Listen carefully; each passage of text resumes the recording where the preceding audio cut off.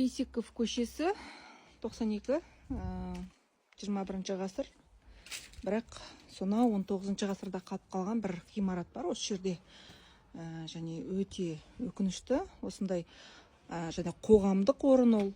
Халық келіп өзінің жаңағы қызметін алатын осындай почта ғимаратының дәл осындай жағдайда тұрғаны өте ұят қазіргі заман үшін. Бұл жалпы Қазпочта үшін және жергілікті әкімдік үшін де ұят деп ойлаймын.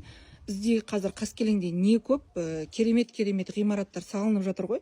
Тым құрғанда соның біреуін бір арендаға болсын алып отыруға болмас па екен? Мына почта енді қай ғасырда қалып қойған почта ғимараты енді не жөндеу көрмеген. Енді қазір тіпті жарайды ғимаратты қоя қойық, дамыған заман ғой. Бір капитальный ремонт жасап мына ғимаратты жөндеп берсеңіздер, Қазпочта мыналарыңыз ұят емес пе? Қараңыздаршы, қандай. Өзі сағат 9-да 12-ге дейін істейді екен. Мына құлпының өзі, міне құлып салатын жерінің өзі енді сонау 19 ғасырда қалып қойған ғой.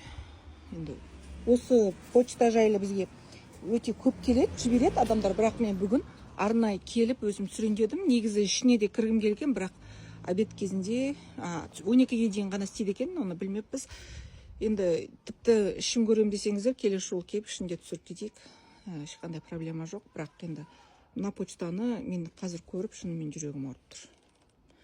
Қазпочта сіздердің назарларыңызға.